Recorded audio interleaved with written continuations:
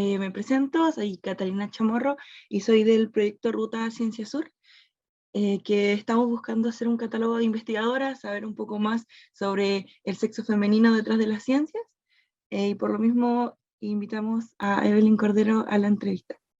Bueno, comenzando, me gustaría si te puedes presentar, tu nombre, tu profesión, qué es lo que te dedicas y todo eso. Mi nombre es Evelyn Cordero Roldán. Yo soy profesora de formación inicial. Después de haber estudiado pedagogía, me especialicé en matemática. Después me especialicé en psicopedagogía también. Luego hice un magíster en educación y estando en eso decidí cambiar completamente de rubro y de área, lo cual es muy poco común, y me fui a las ciencias. Y me dediqué a estudiar neurociencia, me fui de hecho a Valparaíso a hacer un magíster en ciencias biológicas, mención neurociencia, tuve que hacer pasantías en laboratorios, etcétera. Después de eso hice o sea, me postulé al doctorado en neurociencia en la Universidad Católica, donde estoy, el doctorado que estoy finalizando, y ahí también terminé un magíster en otro magíster en neurociencia, y trabajo en el área de la neurociencia cognitiva, investigando las dinámicas cerebrales de la creatividad a partir del dibujo. Esa es mi línea de investigación. Y bueno, estoy fascinada, son mundos súper diferentes y tengo la experiencia primero de haber participado muchos años laboralmente en un espacio que es fundamentalmente femenino, porque la pedagogía es una carrera que se considera de cuidado y femenina, ¿cierto? Versus estar en el ámbito de la ciencia y poder hacer esas distinciones, que es bien interesante y lo podemos conversar. Bueno, ¿y qué te inspiró a dedicarte a las ciencias? ¿Qué te inspiró ese cambio como de tuerca desde un área total, yo creo que humanista dentro de lo que cabe, humanista matemático, a las ciencias, que es como un área que aún existe ese tabú con la participación femenina? Tiene que ver con que yo siempre consideré y todavía considero que la pedagogía es una carrera, sobre todo la pedagogía en la que uno trabaja en escuela, una carrera que tiene fecha de vencimiento y que uno debiera de alguna manera abandonarla cuando todavía tiene suficiente energía, ¿cierto?, para dedicar a los niños y a las niñas. Entonces yo consideré que había cierto momento en mi vida laboral en que yo tenía que cambiar de rumbo o hacer otra cosa, porque efectivamente creo que para dedicarse a esa labor hay que tener una gran cantidad de habilidades y cualidades que también implican tener mucha energía, etcétera, y me parece cierto que uno debiera ir haciendo esos relevos con los profesionales más jóvenes.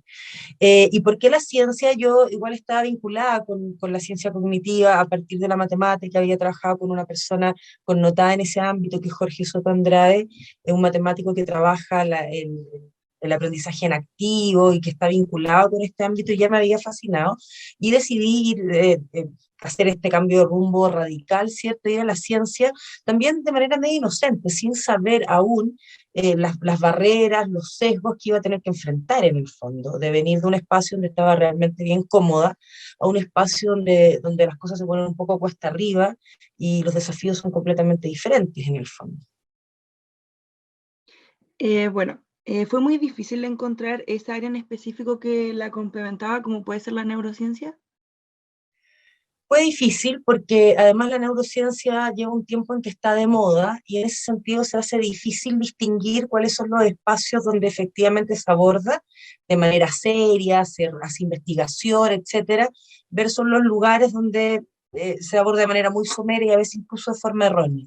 Y como yo venía del ámbito de la educación, una de las áreas más bombardeadas por cosas que son erróneas o incorrectas respecto a la neurociencia es la educación.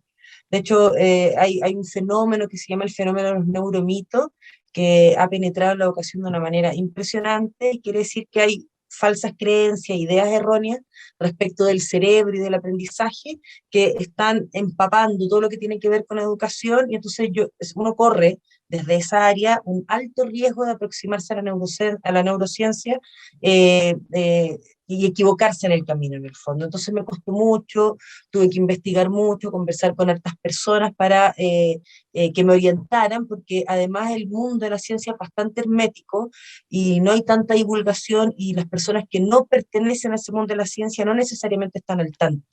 Se conocen entre ellos, hablan entre ellos y es súper, es un pequeño gueto, ¿no?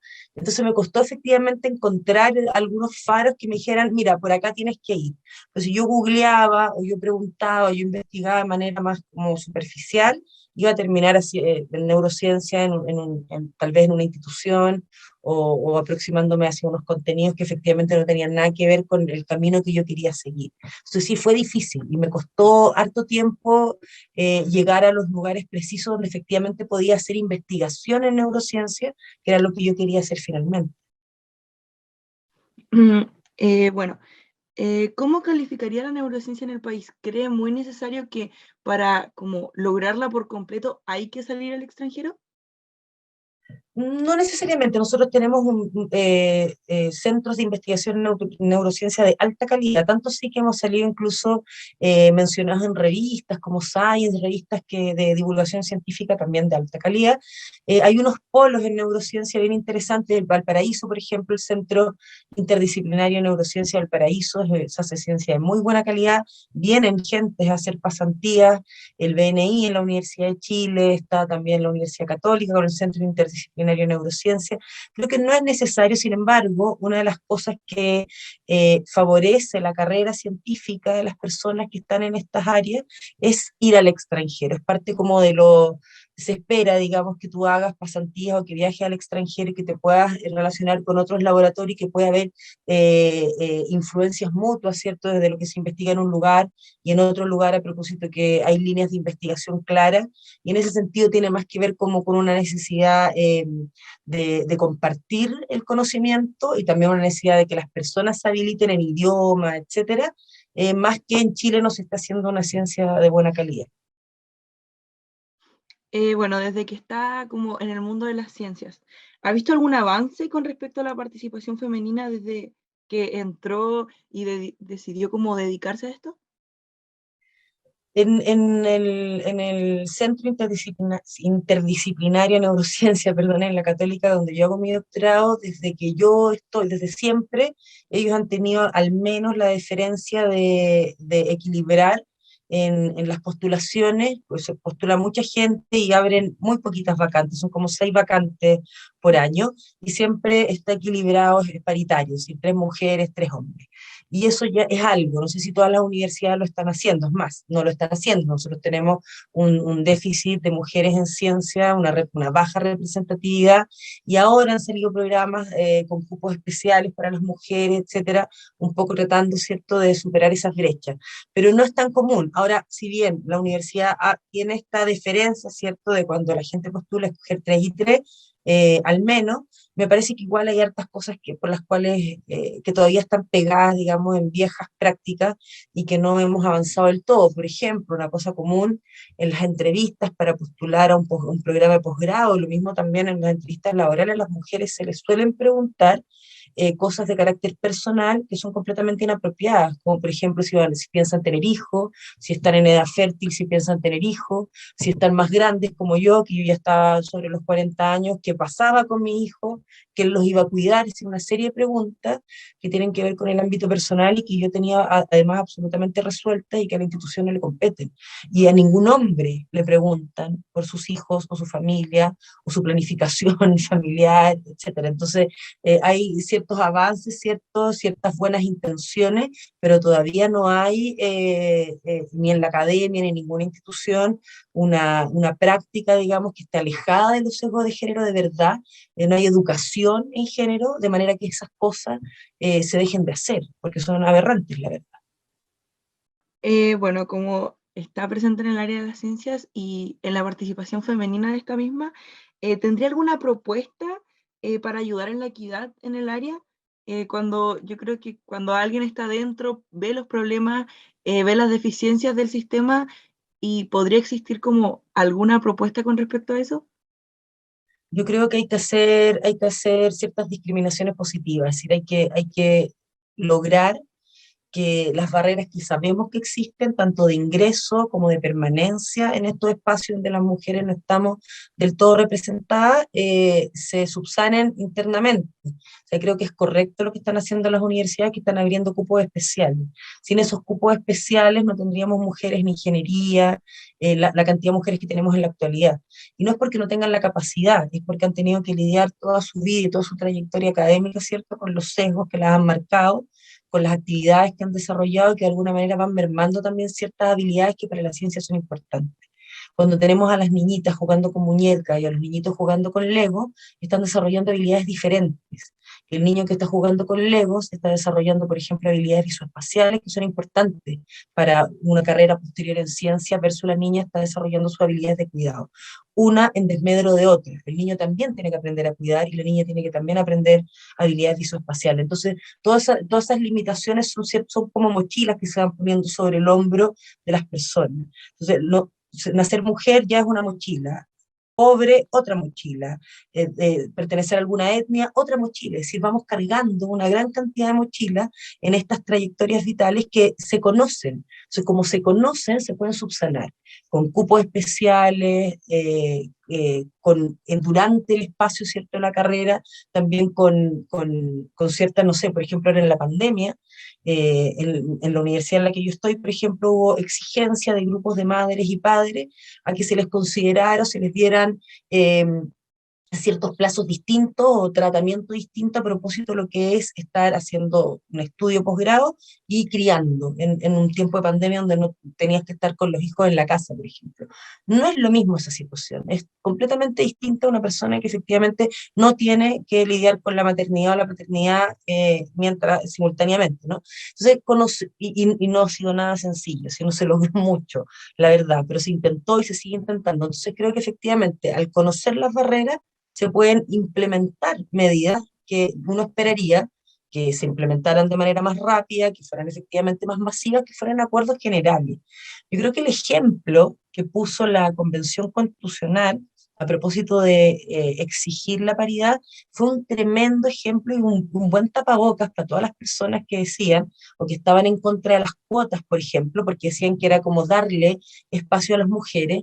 Y el problema de la cuota con la exigencia de la paridad es que con la cuota lo que hacían los partidos políticos es que tenían la obligación de poner mujeres en las listas, pero no tenían la obligación de que fueran escogidas. Entonces ponían mujeres de manera testimonial, es decir, ponían mujeres que no eran competitivas, solo para completar la lista y cumplir con la cuota, de tenerlas ahí, como cierto, como un testimonio. Sin embargo, como la Constitución exigió paridad, lo que se hizo es que participaron mujeres competitivas.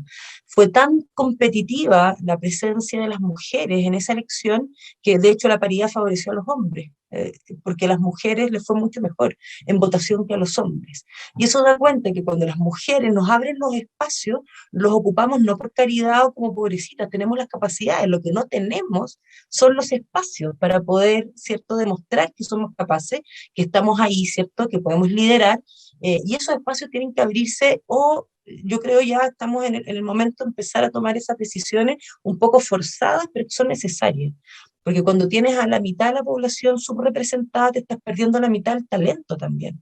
O sea, si hay un 30% mujeres en ciencia versus un 70%, y hay talento perdido, hay preocupaciones perdidas, hay necesidades, ¿cierto?, que están detrás de este grupo de personas, ¿cierto?, que no se están considerando y eso es completamente inaceptable. Bueno, ya como viéndonos un poco a otro lado, eh, ¿cómo fue su experiencia en la pandemia con respecto a lo que fue su investigación en la neurociencia? Fue súper compleja porque yo trabajo en neurociencia cognitiva con personas y mi instrumento de recogida de datos es electroencefalografía. Y no pude trabajar con más personas, entonces no me quedó otra alternativa que usar los datos que ya tenía y hacer milagros, digamos, con todos los registros que ya tenía, rescatar lo que más tenía, y uno en general también me permitió como valorar también todo el trabajo que había hecho antes, y todos los pilotos y todos los registros, porque uno tiende a un poco tal vez desechar porque tiene la posibilidad, ¿cierto?, de seguir registrando, qué sé yo. Como no se pudo, tuve que hacer maravillas con mis datos para no perder, porque era un tiempo en que efectivamente no podía registrar más y mi investigación depende de los datos que yo recojo. Eso por un lado, eso fue bien difícil y para todos, porque se cerraron los laboratorios, los que trabajan con modelos animales o de otras formas, digamos, también se vieron súper perjudicados en ese tiempo en que no se podía desarrollar la investigación y lamentablemente, aunque todo el mundo tuvo que detenerse y todas las investigaciones tuvieron que parar, nuestros plazos no pararon. Entonces, a mí la universidad, CONICYT, que ahora es ANIT, la beca que financia mi estudio, no detuvo sus procesos y yo tuve que avanzar como fuera. Entonces fue un tremendo desafío, fue súper difícil. Todavía lo es, todavía creo que estoy padeciendo esos costos, yo estoy terminando mi tesis, pero todavía es muy complejo. Y también no me tuve que, yo tenía la beca para una pasantía, me iba a ir a Inglaterra, a la Universidad de Cambridge, y no pude porque justo coincidió con pandemia. Se frustraron hartos planes que eran importantes para mi desarrollo profesional. Pero no, pues nos pasó a todos en el fondo. El problema es que esto que nos pasó a todos no necesariamente tuvo eco en las autoridades o en los lugares, ¿cierto?, donde uno está desempeñándose de manera de recibir de vuelta un poquito de empatía. No ha sido así. De hecho, hay todo un movimiento de apoyo a los becarios que por pandemia no pudieron avanzar o terminar sus trabajos y que se quedaron sin plazos, sin becas, sin financiamiento, lo que es muy terrible, porque hacer ciencia implica, necesitas tu financiamiento, la beca es tu sueldo. Cuando dejas de recibir lo que haces, en el fondo te quedas de brazos cruzados. Muy, muy complejo lo que ocurrió en pandemia. Lo mío no fue tan grave como de otras personas, la verdad. Bueno, ya yéndonos como al área como yo creo que más importante de esta entrevista, ¿nos podría hablar un poco sobre su investigación, sobre lo que está haciendo actualmente? Sí.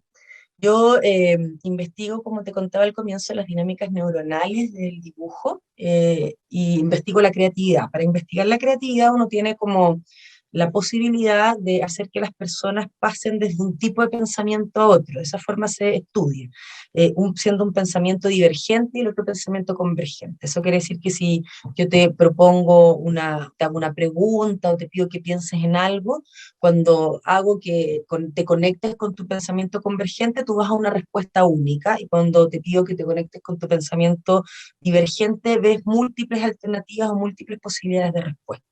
Por ejemplo, se ha estudiado con pianistas de jazz la creatividad y se les ha pedido, por ejemplo, que toquen una pieza que conocen y que la improvisen pensando, no haciéndolo, ¿no? Que piensen una pieza conocida, que sería pensamiento convergente, y luego que piensen en una pieza improvisada, y mientras tanto se está midiendo la actividad eléctrica cerebral y se está viendo si es que hay diferencia entre un tipo de pensamiento y otro.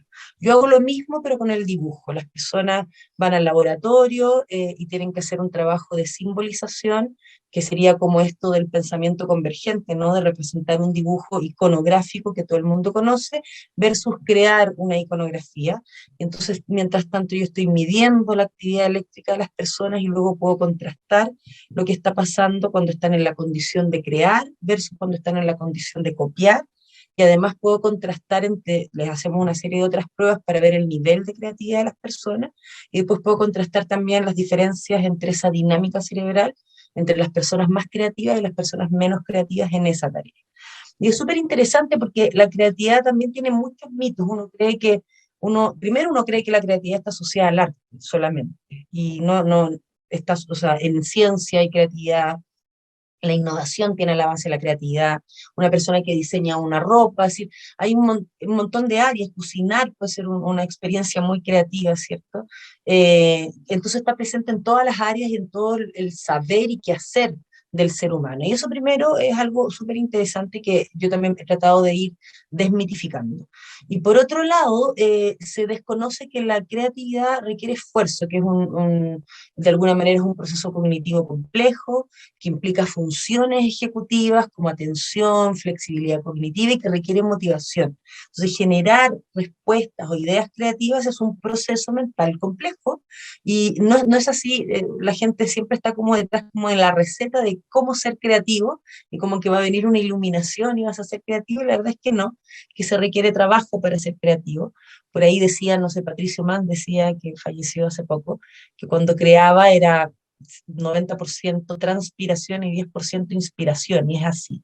Y además es modalidad dependiente, uno puede ser creativo en un área y nada creativo en otra, y requiere cierto conocimiento. Mientras más tú sabes de un área, más posibilidad de ser creativo en ella. Entonces, a mí me parece que es fascinante el área de la creatividad, es relativamente nueva en la neurociencia, y me gusta sobre todo esta exploración porque creo que efectivamente podríamos luego ir e influir en la escuela.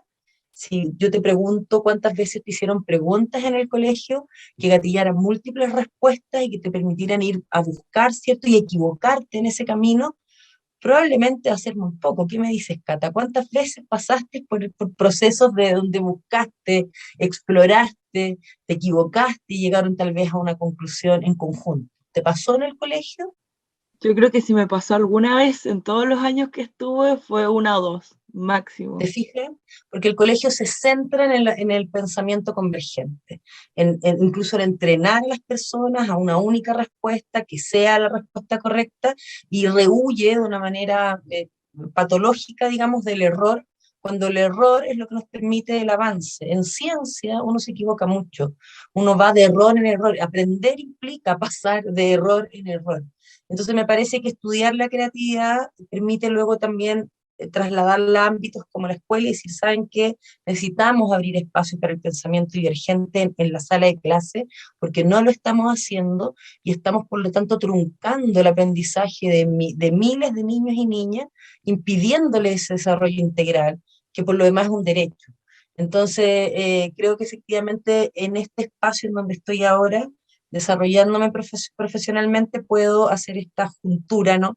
Entre el ámbito de la ciencia en el que estoy y la educación de pasión, finalmente, y que yo no la he abandonado y no la voy a abandonar tampoco.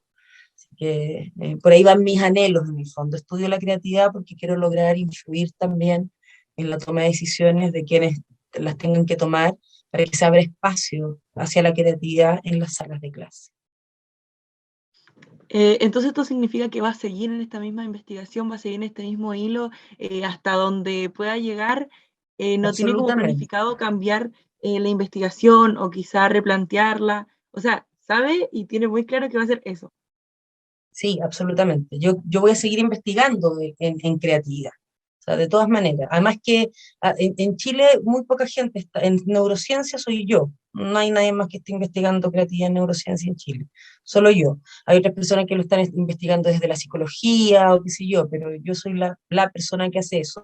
Y de hecho tenemos planeado con otras, hay otras personas, biólogos, biólogas y otra gente. Lo bueno de la neurociencia es que es interdisciplinaria.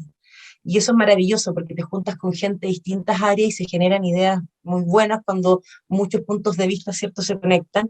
Y estamos pensando hacer varias cosas ahí para desarrollar este polo de investigación de creatividad en Chile como se ha ido haciendo también en el mundo. Así que no, estoy feliz en esta área de investigación y acá me quedo. Algo que me llamó mucho la atención que fue que el científico, más que nada, el investigador, tiene que estar presente en todo, por lo menos acá en el país. Como que no existe un equipo muy grande, no existe, pero yo creo que, o sea, no sé, quería preguntarte si es lo que tú piensas. ¿Hace ver que el investigador esté más presente en cada paso de la investigación? Sí, va a ser un poco más tardado, pero lo hace más presente. Para mí fue aprendizaje por donde lo mire. O sea, para mí fue efectivamente ya, hay que programar, bueno, aprendemos a programar, hay que aprender Python, aprendemos Python, hay que aprender a usar el MATLAB, aprendemos a usar MATLAB, hay que usar un programa R, no sé qué ya, usemos el programa R. O sea, para mí fue, yo lo vi así, pero efectivamente puede ser que muchas veces todo este tipo de requisitos que son adicionales a lo que tú estás haciendo, te desincentiven, te desmotiven. Y yo creo que efectivamente deberíamos prepararnos también desde mucho antes para estos desafíos que tenemos que enfrentar en la época en la que estamos. O sea, yo creo que es imprescindible que en los colegios enseñen programación. No le puedes hacer el quite a la programación, hagas lo que hagas, vas a terminar programando algo igual.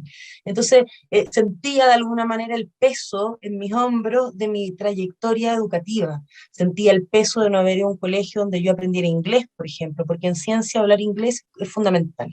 Entonces, yo entré al doctorado y todas las generaciones, digamos, la universidad te proporciona esos apoyos, ¿cierto? Y tú tienes 7 niveles de inglés para que tienes que aprobar para cuando terminas el doctorado, porque tienes que salir con un certificado de inglés y tienes que ser bilingüe. Y no sé, por ejemplo, personas de mi generación partían en el nivel 6, yo partí en el nivel 1. Yo tuve que bancarme los 7 niveles, porque yo venía del colegio N no sé cuánto y nunca aprendí inglés como se tiene que aprender.